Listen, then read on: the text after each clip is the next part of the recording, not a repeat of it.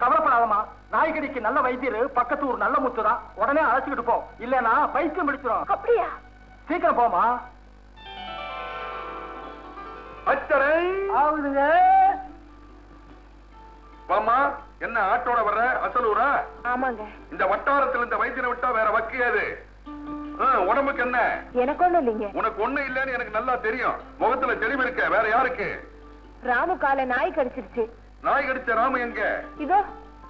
ஆட்டுக்கு பேரு ராமா? ஆனா நல்லா பூட்டு போட்ட வச்ச மாதிரி பேரு வச்சிருக்கிற.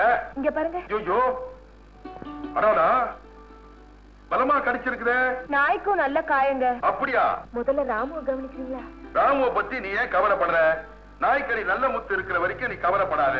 இந்த பார், அவ்வளவு பச்சல ஒரே ஒரு துணி.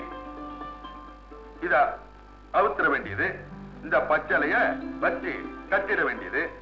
அதுல இன்னாரு கட்டினா இதே மாதிரி 5 நாளைக்கு தொடர்ந்து வந்து கட்டிக்கணும். அப்போ குணமாயிடும். 5 நாளைக்கு தினம் வரணுமா? ஆமாம்மா. ஒரு நாளைக்கு கட்ட தவறுனா கூட ஆடு மாதிரி கத்தாது, நாய் மாதிரி குறைக்கும். கடிச்சது வெறியோ சொரியோ. நான் ஏன் சொல்றேன்? 5 மைல் தினமும் வந்தா என் பழப்ப யாருங்க பாக்குறது? ஆமா, உனக்கு அப்பா அம்மா அண்ணன் தம்பி அக்கா தங்கச்சி யாருமே கிடையாதா? வைத்தியரையா, இந்த ஆட்டை தவிர ஆதரவுக்கு வேற யாருமே இல்லாத அனாதனா அசலூருக்கு எப்படிங்க 5 நாள் வர முடியும்?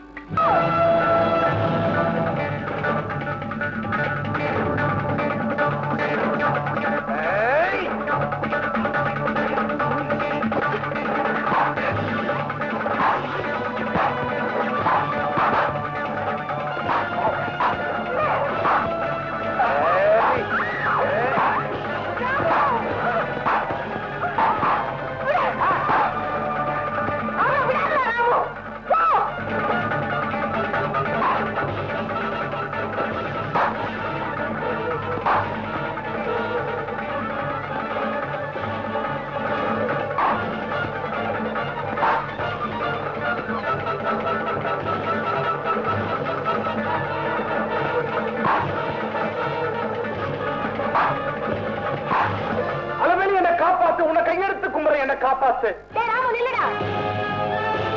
ஐயோ, முதல்ல நீ அப்படி போ, நான் இப்படி வரேன்.